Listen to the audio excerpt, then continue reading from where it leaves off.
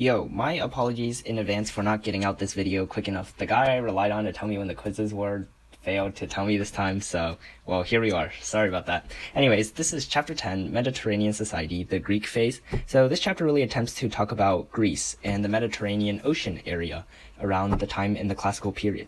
So around Greece, we really see two main societies form before. And these two societies are the Minoans and the Mycenaeans. So the Minoans really lived on the island of Crete, which is just off Greece. And what they did was they were really the center of Mediterranean commerce, so they were big traders. And they received a lot of influence from Phoenicia and Egypt. Now Mycenae, on the other hand, was actually on the mainland peninsula of Greece. So the Mycenaeans were Indo-European immigrants that settled in Greece. And eventually they overpowered the Minoans, and they also expanded to other places in the Mediterranean, such as Anatolia in modern-day Turkey, Sicily, which is an island off Italy, and Italy itself. So usually the chaos in the Eastern Mediterranean after the Trojan War occurred after these two empires, and we remember the Trojan War as the place where like the fake horse got the people into the city. So that's some old connections we can bring in there. So the big thing about Greece, though, is really the world of the polis. And the polis is really just the modern city. So like right now we have metropolis, which is like a conglomeration of city areas. So in Greece, this was really their city areas. And these polises, there were two big ones in Greece, and they were Sparta and Athens. Sparta was sort of this city-state that was in more of the central parts of Greece, and they really just were all about conquering. So they conquered neighboring peoples and made them helots or semi-free servants to pay tribute to them, and they were really a powerful military machine. They had a really big, strong army that really dominated land warfare. And they also observed an austere lifestyle, so they were pretty simple people, and they didn't really like social distinction, and they were really all about the prowess, the discipline, and the military talent. They would actually take babies that were days old and start training them to become soldiers one day. And basically all the men from like 20 to 50 were required to be in the military. And any babies that were deemed weak were actually left on a city hill to die. So it wasn't really necessarily the kindest of cities. These people were all about the strength. Now Athens, on the other hand, was sort of more free. There was this gradual broadening base of political participation. So like the democracy we see today really comes from Athens. So citizenship was open to free adult males, but not to foreigners, slaves, and women, because patriarchy was still really strong at this time. And in Athens, they weren't really about the land dominance. They were more about the trade. So they had militarily a pretty strong navy. But the biggest thing we take out of Athens is definitely their promotion of democracy that we still see today. And in Athens, there was Pericles, who was the most popular democratic leader. So there's more to Greece than just the city-states that occupied it. The Greeks really colonized, so they operated around the Mediterranean and they facilitated trade amongst the peoples there. And through this, they also spread Greek language and cultural traditions, and this is known as Hellenism. So that's really just a spread of Greekness. But along with this trade, there was also conflict with Persia, as we saw in the last video. So basically, Greek cities on the Ionian coast didn't really like Persia, who had come to dominate them, so they had this Persian War. And in this Persian War, there was one decisive victory for Athens, the Battle of Marathon, in which the tide really started to turn and Greece really started to have power. And in this battle, you also have the messenger, the man who ran 26.2 miles of what is today. And that's also where the word marathon comes from. So for you running people, there's a history fact there. So once that battle ended, the Persian army had to retreat back to Anatolia, and they never really came back. So Greece was able to maintain their power. And so the Greeks didn't want this thing to happen again, so they formed the Delian League. And this was basically a military and financial alliance among the Greek polis against the Persian threat. Of course, they didn't always have it, but when there was threats of outside invaders, these polis would usually come together in the Delian League. Also, towards the end of this was the Peloponnesian War, and this was really just a civil war between Athens and Sparta. And these two people, it was really just a showdown of who was the stronger city-state in Greece.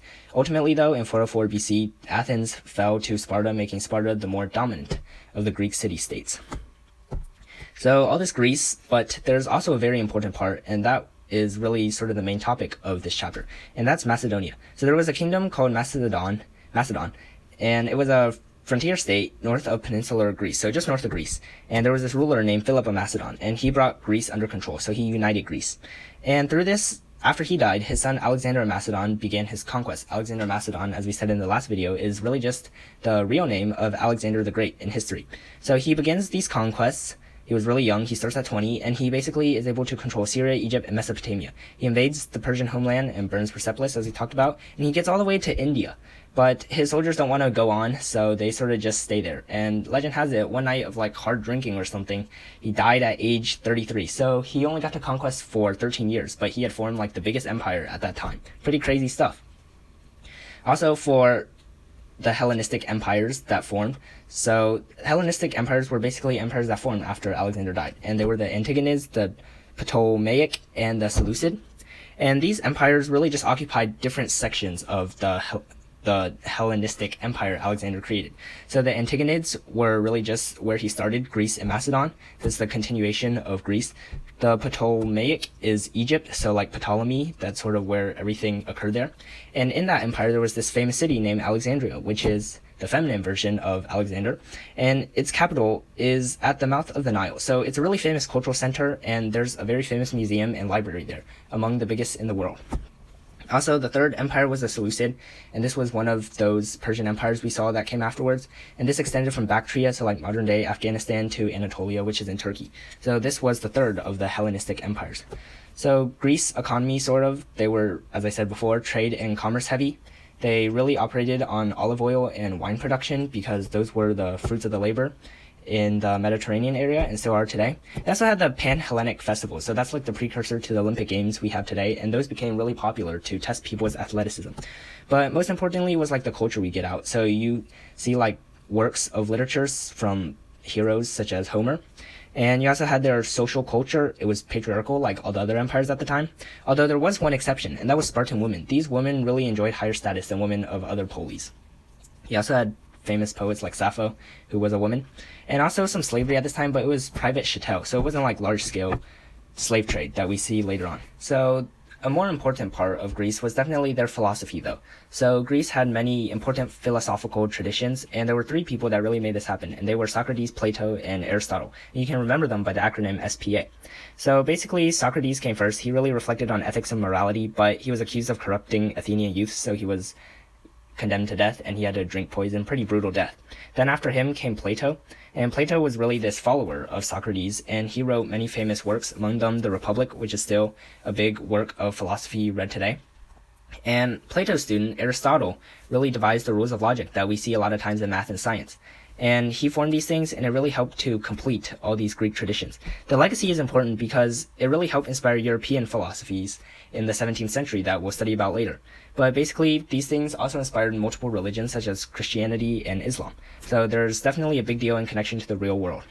Also, there was lots of popular religion in Greek drama, so the famous Greek goddesses and gods. Those things really came from classical Greece. And there were also other sorts of thinkings like Epicureans, skeptics, and Stoics, and these really just helped diversify the thinking of the time and really make people think outside the box. And finally was, of course, as a result of all these crazy things, there were many cults and religions, such as the cult of Osiris, but Greece really was a diverse place with many different sorts of philosophies and religious traditions that we still use today.